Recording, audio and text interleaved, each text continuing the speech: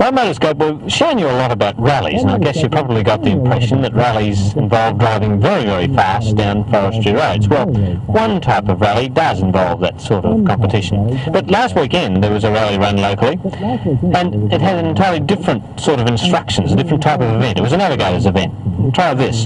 The control is on a road adjacent to Minda River Railway Station.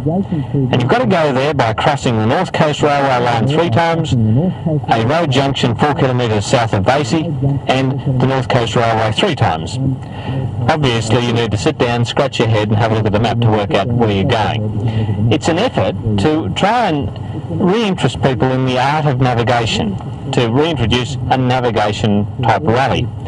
John Collins is an expert navigator and rally setter. John, is there a real need for navigation events? Well, I think so. Being a navigator, I get terribly bored sitting down reading a route chart all the time. And it's good to look at a map and figure out where you are, measure off the distance to the next control and go out and do it better than quicker than somebody else. Speed isn't the essence of a navigator's event though, is it? No, it's not, Jim, because you require a bit of time to work things out. And in this event that we set, there's no time limit whatsoever, except the controls close up at a predetermined time, and hopefully there's enough time for the competitors to work out where to go and go out and have a lot of fun. Well, normal rallying requires a very specialised sort of motorcar. In fact, you need to invest about $10,000 and then a lot of money on tyres and so on. Do you see this is a way of cutting costs and still providing motorsport? Well, that's right, Jim. It's very expensive if you want to be very competitive in other events, but in this one, a stock standard car is quite suitable. The only thing is that if you have a howler or an accurate way of measuring the distance along the road, that is an obvious advantage. But no other structural changes have to be made to the car. Rally tyres, lights, and some cars, they're not necessary. What sort of tricks, what sort of roads do you use for a start? Just minor roads or some major roads? We try to use good standard roads as much as we can, and we look for traps where the roads vary from the actual mapped indications. For instance, here at the Kooragang, on this forestry map, it indicates the road going along the island and going straight ahead to cross over the North Arm Bridge. But in actual fact, when you go out there, you drive along, before you get to the bridge, along this map road, there's a left-hand right-angle bend that you must take. It's signposted, and you follow that, and that takes you onto the bridge. So you've got to believe what the map says and not what the road says. That's exactly right. The navigator has to identify which road on the map is the one that he is actually driving on. And in this instance, we had a redirection and a route check on the road that went straight ahead, and he told the competitors to do a U-turn, go back and take the unmapped road onto the bridge.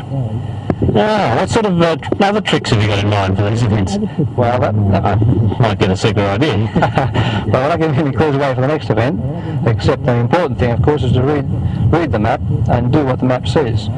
Local knowledge is a thing that tricks a lot of people, like the Kooragang Bridge is the first example. The second one, up here at Williamtown, if you know the road, Jim, you're going up there from Newcastle, you come into Williamtown and the road bears right, goes past a little store and a bakery, then you go along and you turn left to go to Medawi. Well, on the map it doesn't show that road, it just shows the road is going straight ahead across the Williamtown Aerodrome.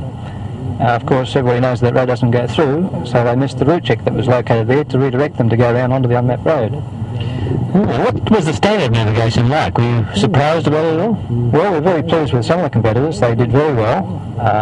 Some of the older blokes, they really shone, because in the old days there was this sort of navigation involved in timed events. But quite a few of the young fellows, actually John Halsey's son was navigating for John, and they did extremely well. They came fourth in the event, and this kid's only 15 years of age, he's still at school, he's only just joined the car club, and he enjoyed the event thoroughly. So if anyone was interested in a navigation type event, so they don't need a specialised motor car, it's just a case of joining a car club and actually entering the event. That's right. Well, we're having a navigation class before each event. The next one will be the 20th of April on Friday night at the driver training school. That's the MG Car Club? That's the MG Car Club, yeah, we're organising the event. We'll have the presentation for the winners for last time, and then we'll go through and answer any queries, and we'll fight with anybody that wants to fight about the way we see things, and we'll explain where they went wrong, because we know what the roads are like there, and we know how they misinterpreted them, and then we'll try and get them interested in the next event, which will be on the 28th of April. Oh, it sounds like a lot of fun. So there you are, there's a different sort of motorsport you might like to try your hand at, just a case of perhaps turning up at that navigation class at the driver training range.